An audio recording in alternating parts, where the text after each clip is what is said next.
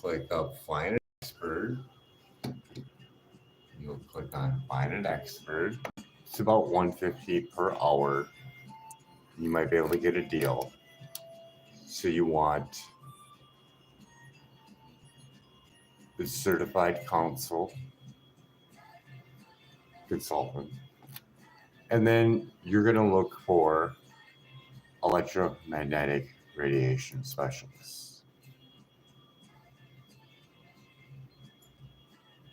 And then you can just pull it down and find someone in your area.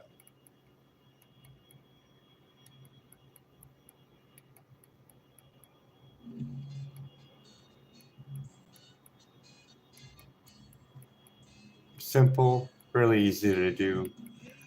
You can look around and you could buy a meter yourself and go back here and learn how to use that meter. Or you can just contact one of these lovely people and they'll come out and bring probably over $50,000 worth of instrumentation and do an assessment of your whole house. It's not just the grow room, it's the grow room plus your sleeping area, plus your children's sleeping area, as well as the smart meter and the backside of the smart meter.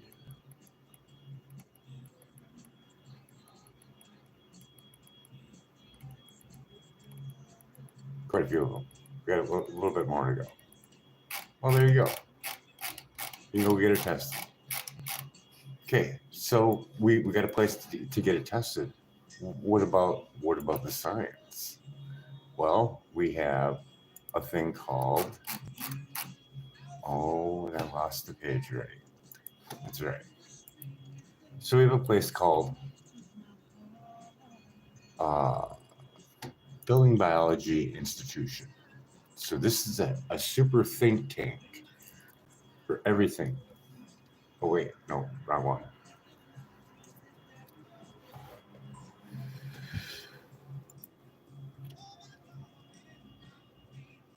Environmental health.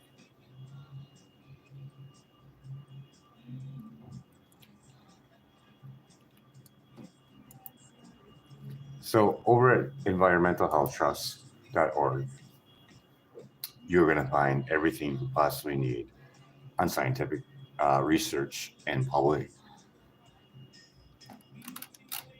published documentation. So you go up on top and go to the home page.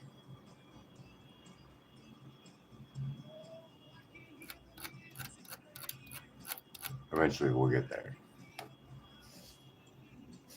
You want to have them on a grow show, there you go.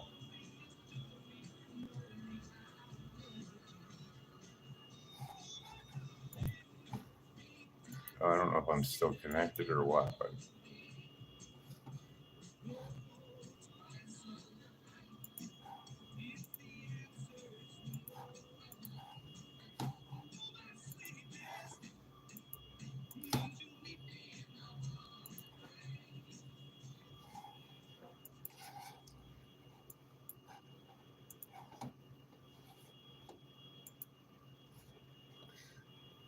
so I'm going to play something from the conference.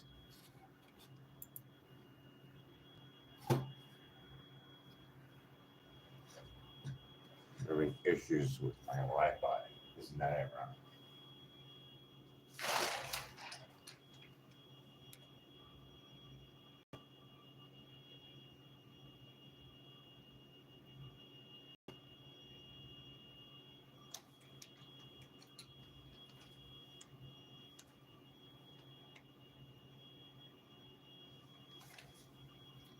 Well, I'm going to get what I have in data.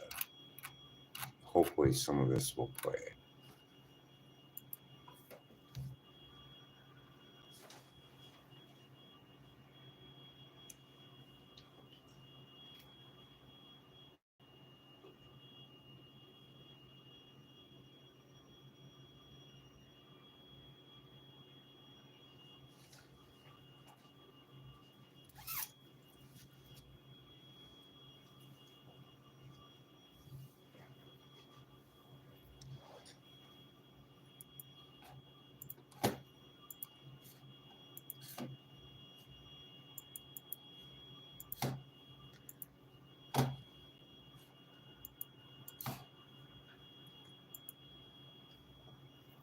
the ironic of a video not playing because of Wi-Fi.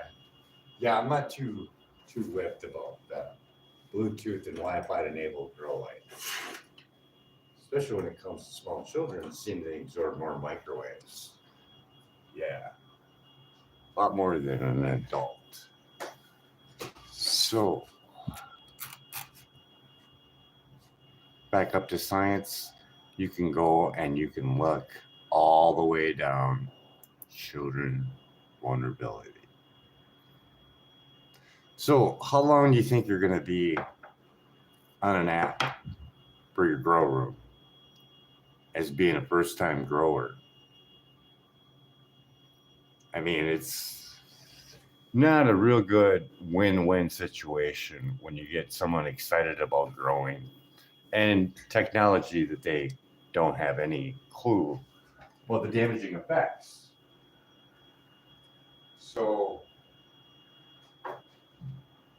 depending on how far your grow is and whether or not it's Bluetooth or Wi-Fi, these numbers can be all over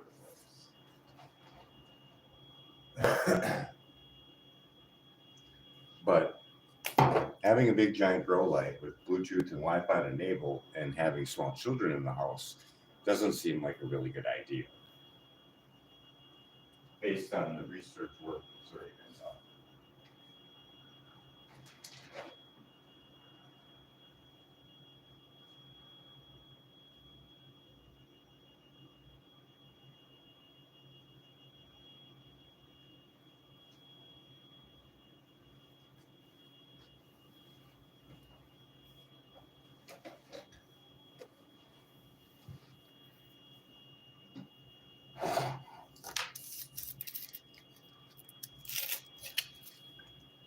I mean, wouldn't it be nice to see a number on a grow light that tells you the microrats per square centimeter or the dirty electricity levels? The only thing with that though is you could put it on the box, but where do you test it? Do you test it in a house that's already been tested without it at a certain level? Because every house is going to be different. The older it is, it's going to be way out of whack. Depending on what kind of coats they were using back then or the shortcuts that they may or may not have done will add to the dirty electricity and add to all this. And then what do you do for the smart meter for this test, for this grow light? Because there's a lot of scenarios. And I thought it was only 2. I thought it was just a residential and a commercial one. But apparently that there is more than 5. And I have to go look at that video and see what date it is because it's probably more than 5 by now. So there's 5 different types of smart meters that can be placed on your house. And this is how it works. This is how it works in business. If someone is paying you on time, day in and day out, and they have a huge electric bill, and I have this new form of technology where I'm collecting this data, and I have this person on the block with a huge power bill, pays me on time all the time for the last 2 years, and now I got this new technology. Well, this guy's been paying this bill for 2 years, and he's the king of the block. He's got the highest electric bill on the block. Let's just say you're the grower on that block. And you figure a grower is going to use more power than probably anyone that's on that block, unless they have a shitload of Teslas. So knowing that you pay your bill on time, and it doesn't really matter if you own your own home or not, as long as you're paying your bill. So they will put one of these bigger smart meters on there and use you as a repeater or a data collector without you even knowing, unless you look at the meter, and you'll see them. Some will be real skinny, some will be super long. I thought it was just the difference between a commercial one and a residential one, but it's not. There's 5 different ones. So when your device is a smart device, it will communicate with this smart meter that's on the side of your house. And that's going to draw that power towards that device. So wherever your grow room is and your smart enabled whatever, it doesn't need to, it just does it on its own. It's all about collecting data. I don't know what they're doing with it. Some say they sell it, but you can look at some of the videos out there. But wherever that grow room is, that energy from that smart meter has to travel all through that and may have to increase its intensity to get to where it wants to go.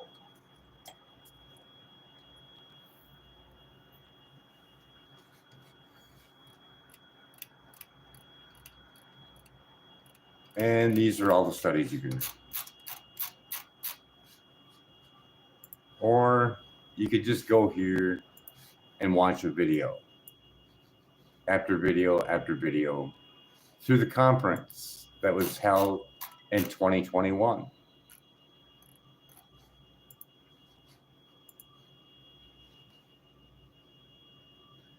This lady is the cornerstone of all this. She's an awesome lady. Get to know her, learn her stuff, and you will be just up in arms on the things they have done to hide this shit from you. It's not hidden anymore. It's within reach. We have questions that have been provided, and I think I can start things off with a conversation with my colleague, Dr. Melnick. There has been many criticisms of the MTP, and as you are aware, the Food and Drug Administration basically said that this animal study that they originally had requested was now no longer relevant to humans. Could you please comment on the general relevance of animal studies for humans and on the specifics of why this study, in your opinion, is relevant to humans and why you reject the criticism of the FDA? Well, first of all human carcinogens are carcinogenic in animals. In human studies, there's issues related to confounding factors, and there's much more precision in understanding dose from an animal study than a human study. For example, as you mentioned, the distance of the antenna to the tissue that is exposed makes a big difference in dose. Now, a number of the criticisms, one I tried to deal with in my presentation was the issue of the control animals appearing to die earlier than the exposed animals. However, as I pointed out, with the CDMA, which had the highest response rate, there was no difference between the controls and the 6 watt per kilogram CDMA exposed animals. The other issue that FDA relies on, and they rely, I would say, 99% on what ICNIRP provides. ICNIRP is the International Commission on Non-Ionizing Radiation. It's a self-appointed committee that makes recommendations, and these are followed in Europe, and the FDA, for some reason, seems to buy into that. One of the issues that they raise is heating, that the animals were heated, assuming the animals were heated in the NTP study, and that it was due to excessive heating. Well, first of all, there's a number of reasons why this is not valid. There's no demonstration that any heating effect caused by the radiation in the NTP study is carcinogenic. There was no indication of a heating effect on the animals. Their body weights were the same in the control and the exposed. Clinical observations were taken throughout the study. There were no clinical observations indicated within the study in exposed animals that would give rise to evidence for metabolic stress, which has been proposed. In the pre-chronic study, the 28-day study, there was no tissue damage. So that there's no evidence that there was a heating effect within the study. If you look at the data, it's based on assumption as opposed to data.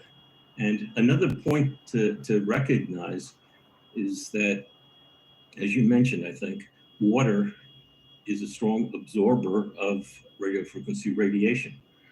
Well, the brain tissue, the glial cells and the Schwann cells have very high lipid content. These are not necessarily the high absorbing cells with exposure. So there's no evidence to support this. So what we're left with is experimental data versus assumption. And in my view, data is correct until the assumption is proven, and that hasn't been done. Yeah, and it's the record established that was discussed in the hearing that was just held this Monday before the United States Circuit Court of Appeals. There is ample evidence that the FDA worked with you in the beginning to ask for the study, to design the study, to review. We'll have to wait for it. Talking about microwaves and using the microwave fucking device. Fucking great, huh? Do it at several parts along the Sweet way. irony. And then when I do it for the you. new regime came in and the results proved inconvenient, then the new people at the FDA said, oh, no, we don't really want to use animal studies. And what makes this especially preposterous, as you've noted in several publications, including in Health Physics, is that animal studies form the foundation for all of what FDA does with drugs. So they do studies in animals in order to predict effects in humans and prevent them from happening. And in this time, we're left debating them, as Dr. Russell noted in her presentation. I'd like to turn now, thank you, Dr. Melnick, to Dr. Russell and ask you a couple of questions.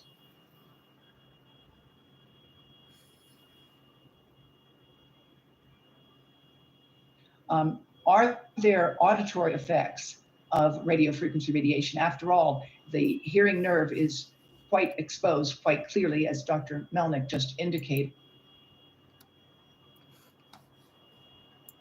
So you do have a book. We're going to wait until that fills up a little bit. That hiccup is irritating. So you have a book by Samuel Menham. You can type him in. You can watch tons of his videos. You can see what a dirty sine wave, 60 cycles a second looks like. That's dirty electricity.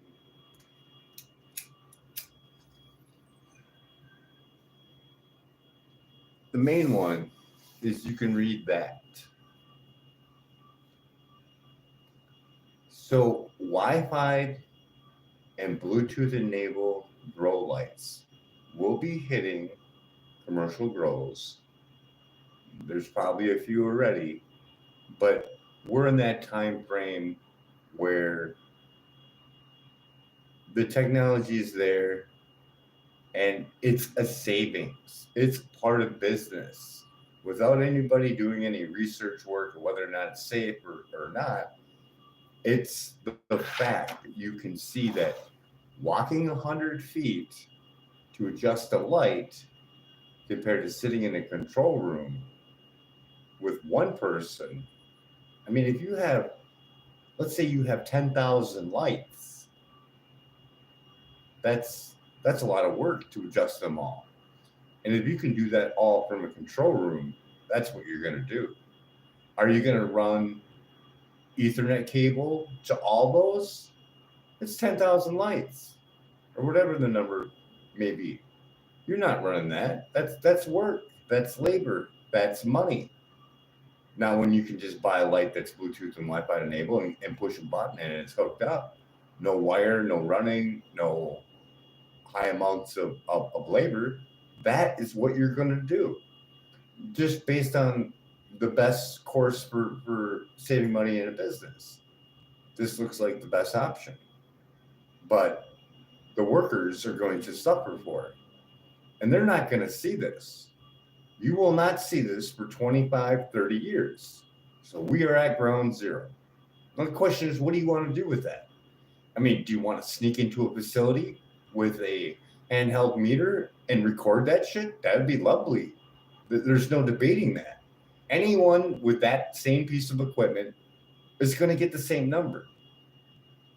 Or could you sneak a building biologist specialist in there? You could. I don't have extra income to do any of this. I've been doing this, researching this since 2016. The only concern I had was the Meanwhil's driver, but now we're getting into Bluetooth and Wi-Fi. So I'm back again, and I'm not leaving.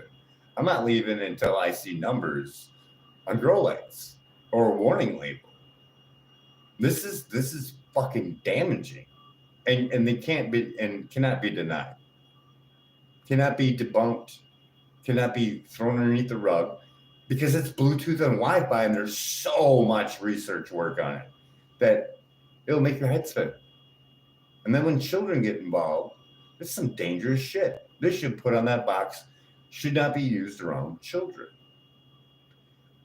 I mean, with simple testing, you could shield from this. You could at least have a heads up if you really need to grow that bad. But what are you growing for? That's a good pro and con. What are you growing for? Are you growing it to cure your cancer? Kind of hard to do when you got Bluetooth, Wi-Fi, and the electromagnetic field that's coming off that light. And it's not just coming off that light. It's unknown to me without a test. But I do know the things that it can do. It could add more dirty electricity to your whole house.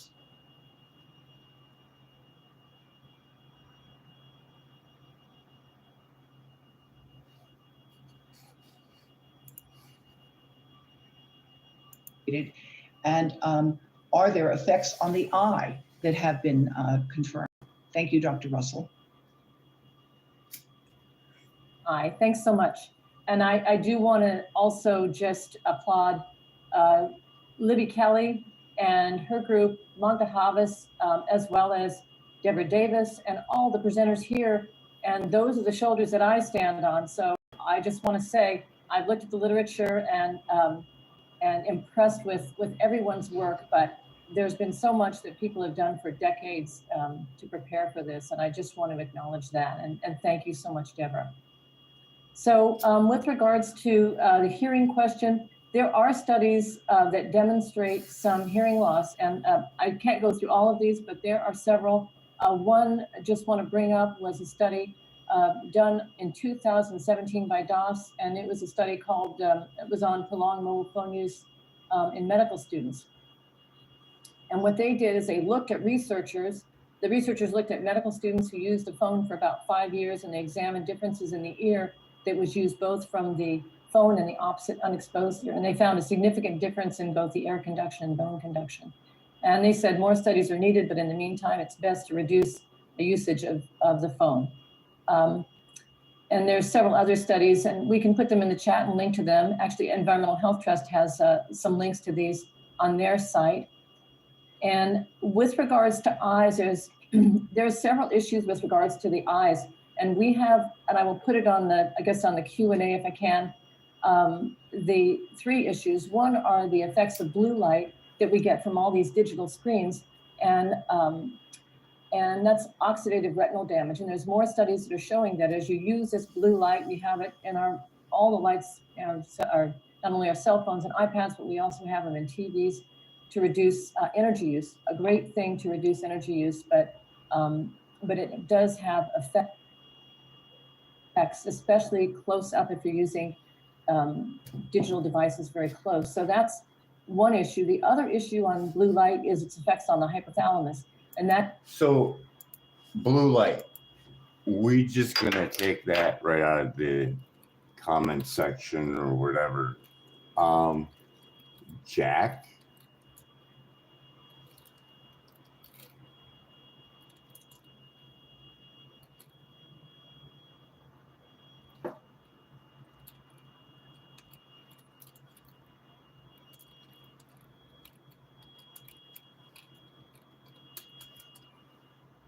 So it's Jack Cruz. I think I put it in wrong.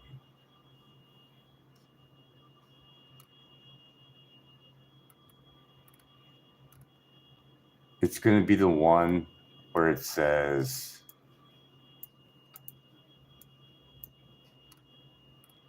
the danger of blue light.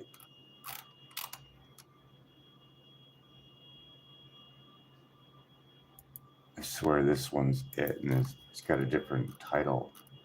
No, it's the danger of blue light. I watched that video I don't know how many times. I watched this one too, but so Jack is a neurosurgeon. He has pictures of brains with cancer on it from EMF.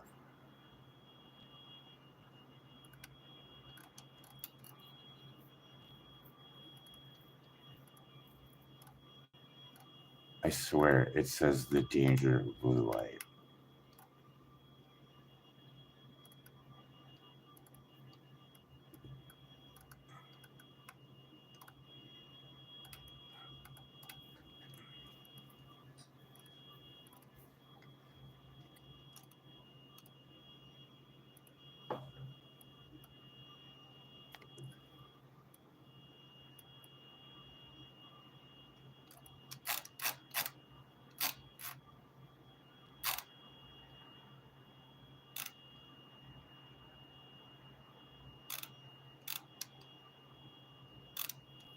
Skin, no.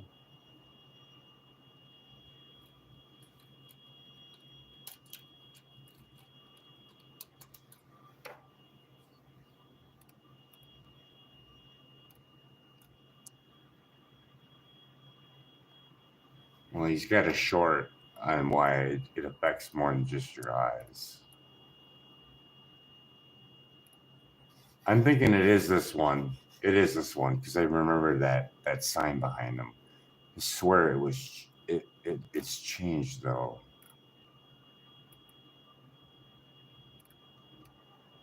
I swear it was the danger of blue light. Oh, there's a good one to read. Blue light kills healthy people, fit people.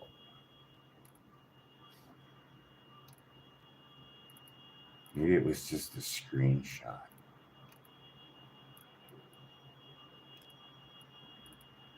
I'll have to go through my videos. I swear I got a copy. Oh, wait, I do have a copy of it. It is this one. Because I remember this sign being back there 8 years ago. It's about right. Been doing this for a while.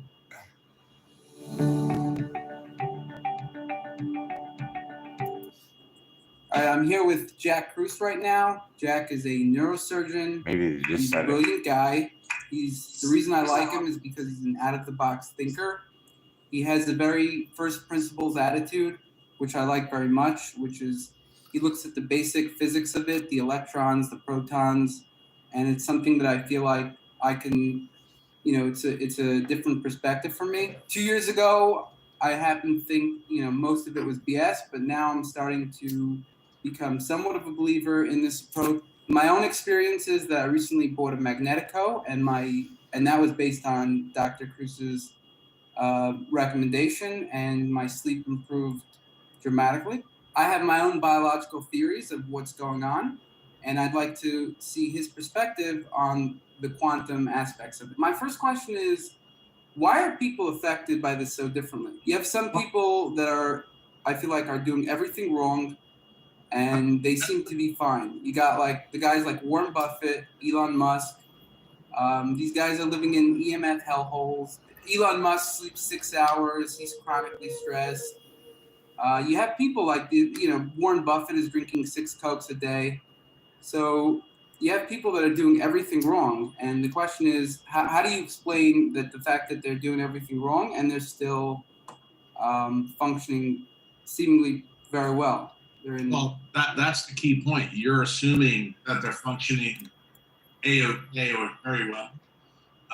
You're not doctor. You don't know what they're dealing with. And the key thing that you need to also realize is that the reason why this is different amongst all people is that everybody's environment that they allow their mitochondria to sense will really dictate their results. So here's the key. If you want to deplete your stem cells, the good thing about humans is that we have more mitochondrial density than every other animal on this planet. And most of that mitochondrial density is based in three structures: the brain, the heart, and the immune system. I would flip the question around to you directly. I'd like you to explain to me why the major three diseases that kill humans are heart disease, neurodegeneration, and now autoimmune disease that have exploded since guys like Buffett and Elon Musk have come onto the scene in the last 50 to 60 years. See, we didn't have those diseases prior to that. So your question, while maybe trying to be provocative, actually opens up the door to probably a better question. I don't believe that Buffett is very healthy. He's actually had quite a few medical problems in the last year that have been documented. I also personally think that he talks about drinking Coke because he owns a shitload of Coke stock. So let's be honest. And Elon Musk, this is actually a funny one you brought up. I just recently gave a talk in Los Angeles to a small group of guys called the Society International. And as soon as I came off the plane at LAX, I had a trimeter with me, and I went into a Tesla dealership because there's not a Tesla dealership here in New Orleans. And I walked in with a trimeter, and they would not even let me sit in the car. And, you know, they're trained to answer questions from people about this. They were not ready for Jack Cruz. And it was very, very interesting. All I'll say is, getting really down to the nitty gritty, I don't want anybody to accept the things that I tell you. I want you to biohack them and test them. But here's where I completely disagree with most people. I don't believe that biology is a fundamental science. I believe physics is a fundamental science that explains the things that happen in biology.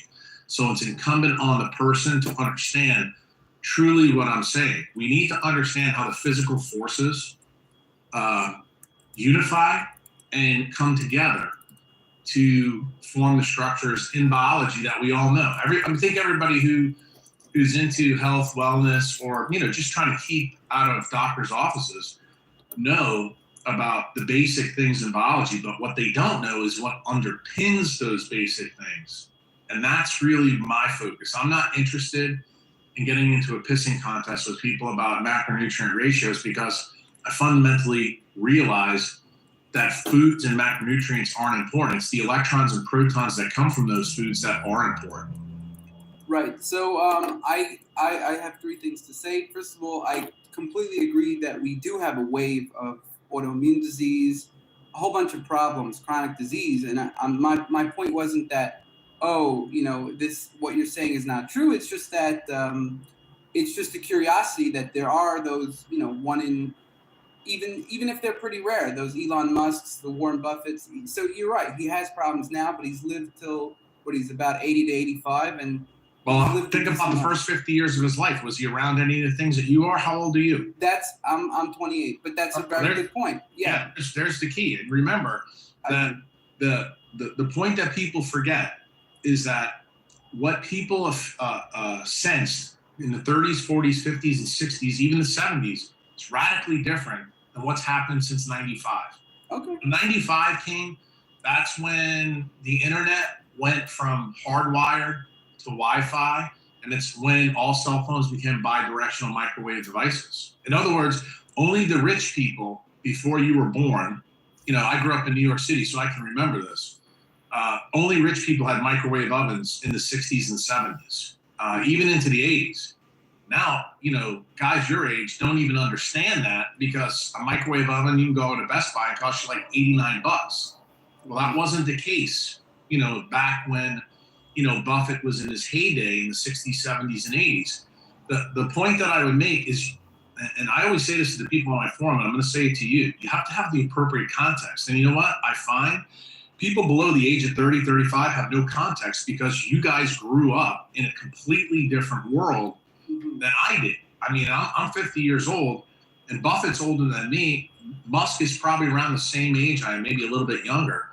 But you have to realize where you live and what you're around kind of dictates the environment that your mitochondria senses. And what I like to tell people, so they understand this without the crazy science, I like to give them the analogy of a direct TV dish. Most people have had the experience of having a direct TV dish, And when they have thunderstorms like we've got right now in New Orleans, you know, and they're watching the NFL game, the game gets wiped off the TV. Everybody says, okay, that makes sense. Well, that means there's excess energies in the environment, and that's able to do that. How do those signals work? Those signals work the same way that electromagnetic radiation works in you. So your personal thunderstorm can wipe off the program that's built into your mitochondria that handles electrons and protons. So your personal thunderstorm dictates the way you can handle electrons from food.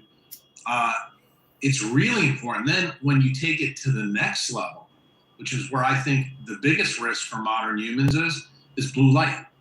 And the reason why blue light, which is also the #1 non-native EMF that's out there, blue light radically affects how mitochondria work. And this is an effect that no one seems to realize, but if you do a PubMed search or just look, even superficially, you're going to find that the data that's out there is incredible. The problem is no one is connecting the dots and explaining it to people so that when they go to their primary care doctor, they're starting to realize that carbohydrates fundamentally are a problem for diabetics, but they're not the problem. Right. So I that's why I'm interviewing you, because I really like that you're really piecing things together. And I completely agree that the biology does not really explain things on a fundamental level. It's really the physics. And what I do research I do it in the biology, and that's why it's really important to take a more first principles approach and study the physics.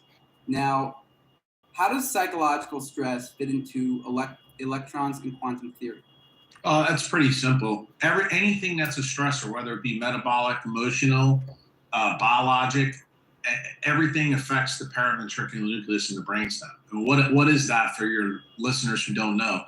It's a nucleus in the brainstem that controls the sympathetic outflow. There's two systems in the brain. One's parasympathetic, the other one's sympathetic. Parasympathetic is the one that calms things down. It's basically the rest and digest part of the brain. And the other side of the brain, which is the sympathetic side, is the one that we have a problem with when it becomes with non-native EMF. What does that mean? It releases calcium. Calcium efflux is how that starts. It's the major second messenger in neurons. When that happens, neurons get turned on. We have a chronic stress response. So you can get a chronic stress response not only from your job, your wife, your girlfriend, your boyfriend, but you can actually get it from a cell tower that's close to your house. You can get it from the 60 hertz signal that's in your bedroom right now. You can get it from a variety of different things. And are there scientists who've already done these physics experiments through some very, very slick testing called ion cyclotron resonance that have proved beyond a shadow of a doubt that even low electric and magnetic fields can cause calcium efflux? The answer is yes. The problem is no one's reading what they've written. And this will shock you since you're 28. The guy whose book, in my view, is the treaty on this is a guy named A.S. Pressman. It was published in 1970. Dr. Andrew Marino is a physicist who was Robert O. Becker's right-hand man, took it further and wrote a book called Going Somewhere that documents exactly what all this stuff was and what the state of the science was and what happened in New York City about power lines that went from New York City up to Ontario to Niagara Falls in 1977 that basically caused Dr. Becker, who was twice nominated for the Nobel Prize, to basically lose his funding from the NIH in 2 weeks. Oh, wow. And he retired at 56 years old. And just so you know, because I know you may not know this, the reason I'm very well acquainted with Dr. Becker's work, he was an orthopedic surgeon at SUNY Syracuse, okay? And I happen to be a neurosurgeon, I'm a spine surgeon. Well, Dr. Becker, his world famous research was on bone physiology. He was the guy that figured out that bone doesn't heal. It actually regenerates. It's one of the only tissues left in humans that still has the same ability that's found in amphibians. And it works on the photoelectric effect, piezoelectricity. And he, in 1963, if you can believe this, wrote a paper in Nature that proved beyond a shadow of doubt that bone is a semiconductor. when I was in residency in the late 80s and early 90s, his work was required reading for us in residency. And I have to be honest with you, this is after medical school and actually a lot of training. I had never heard of this. And when I read these papers, I was like, how in the hell did I get through medical school and never hear that bone was a semiconductor and that worked on a P&N junction and all this? And it just never stopped me. And when I went through my transformation 10 years ago, that's when it dawned on me that Becker's work was critical in understanding kind of what was going on. Because if you understand that one system works on semiconduction, you understand that semiconduction can be affected by non-native electric and magnetic fields, then you as a clinician need to realize that you just found the canary in the coal mine for humans. And 10 years ago, I started realizing that everybody that walked into my clinic had some form of either osteopenia or osteoporosis. And I was like, wait a minute, how can everybody on the planet have this problem, even though they don't have the classic risk factors that doctors talk about? And that's how I went down the rabbit hole that I went down. And I realized that it has to do with the change in the physics of our environment. Humans have changed the overall physics of our environment. And they've changed it in a variety of different ways. It's not just one way. It's kind of like, the best way to describe it, it's kind of like a slow erosion of the mammalian battery from a multi-directional approach. And that's where we are now in 2015.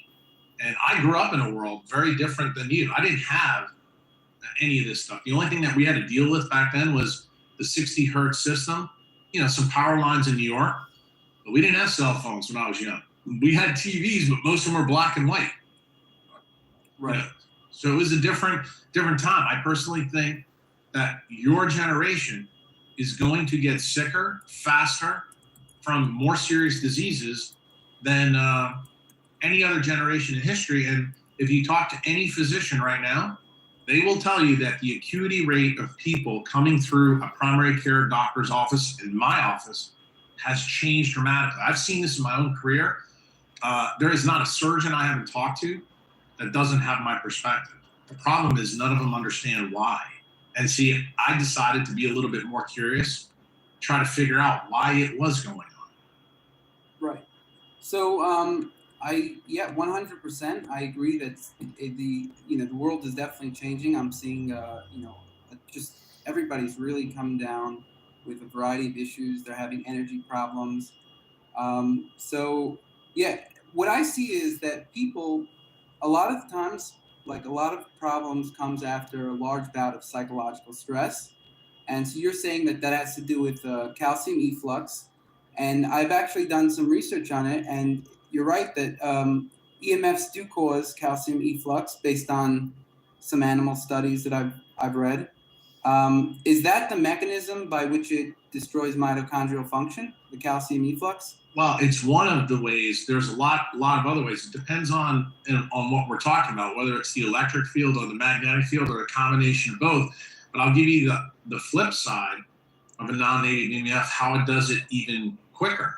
Blue light actually destroys melatonin in your brain. When melatonin goes down, the other thing that happens that's very important is you lose DHA in cell membranes everywhere in mammals. So why is this important? Again, this ties directly to Becker's work. Becker found that in salamander, just about every animal, including humans and plants. So I want you to realize we're talking about major coverage here in terms of things that are alive, that the DC electric current is directly tied to regeneration in plants and animals, amphibians, salamanders, you name it. But when you have no DHA in your cell membranes, what do you lose? You lose voltage. How can you, my friend, or any person listening to this, go get this checked very easily? Go get an EKG, go get an EEG. You're going to notice that the voltage decreases when you have whatever stressor you think you have. Problem is, are doctors doing those types of tests?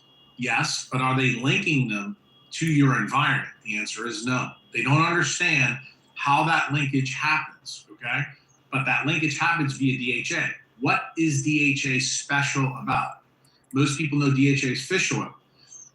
DHA is concentrated in every eukaryotic membrane as you go further along the evolutionary tree to us, we have 3 pounds of it in our central and peripheral nervous system. So we're designed to concentrate it. The other thing that's interesting about humans is we don't make it endogenously. In other words, we have to eat it, okay? And taking a pill doesn't obviate that risk. It has to be in your brain. Here's where it gets interesting. Wait a second. We don't make it. I thought we converted it from alpha linolenic acid. No, humans have hardly any ability to do that. And that research has been published for probably 30 to 35 years. And the world expert on that is a guy named Michael Crawford and Stephen Cunnane. They've written books and multiple articles on it. One of the only mammals that has the ability to make a lot of DHA endogenously, which is part of the reason why I eat it, is lamb. Okay, but not all mammals have this ability. Humans really don't have it, and that's one of the big vegetarian myths, that they think you can eat flaxseed and make DHA. Not true.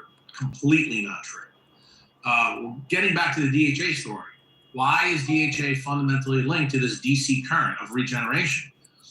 DHA is the only lipid in 600 million years of eukaryotic evolution that is able to turn sunlight into a DC electric current and vice versa. It can turn a DC electric current back into sunlight.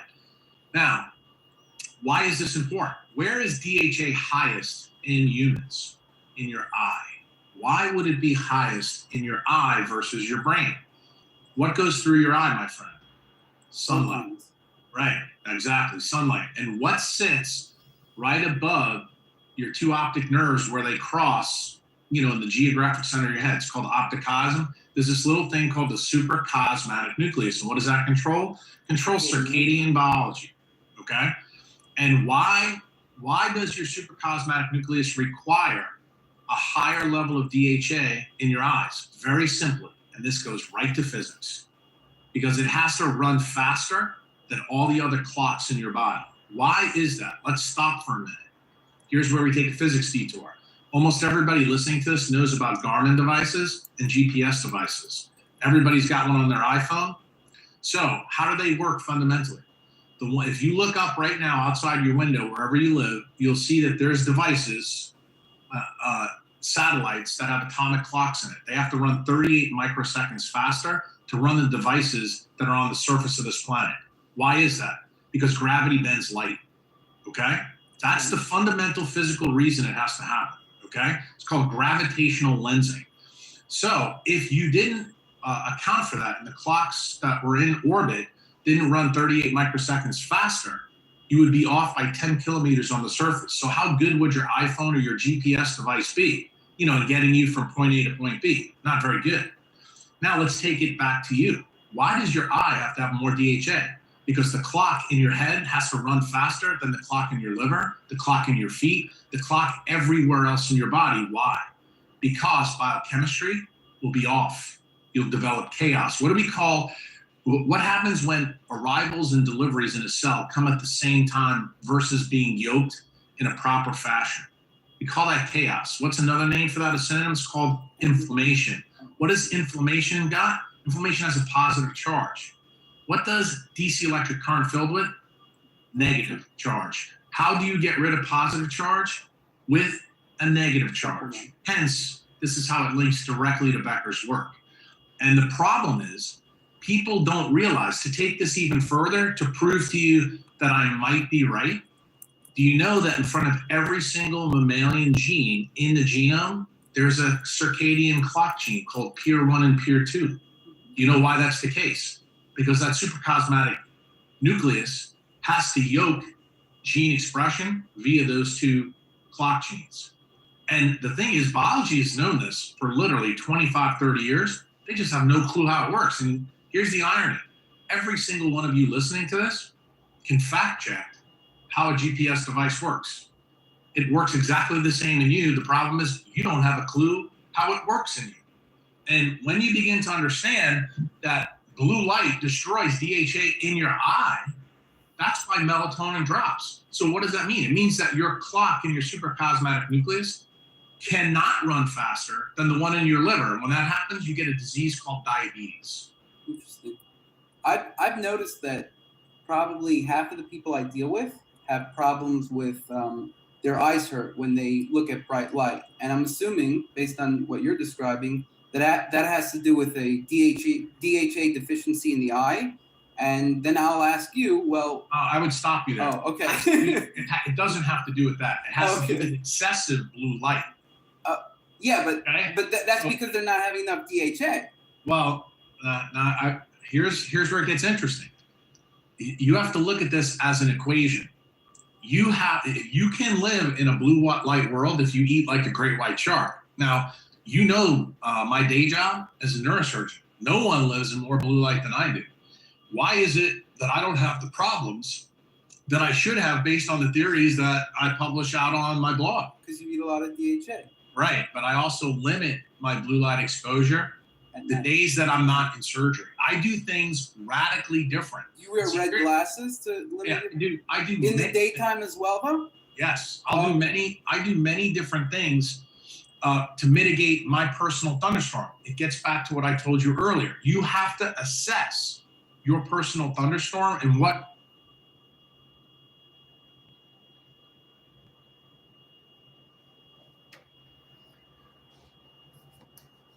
I think that's pretty good. You can head over there, check it out yourself, plus many others. Building Biology Institution, Environmental Health Trust, Sam Milham, less EMF for shielding devices and equipment and measuring equipment.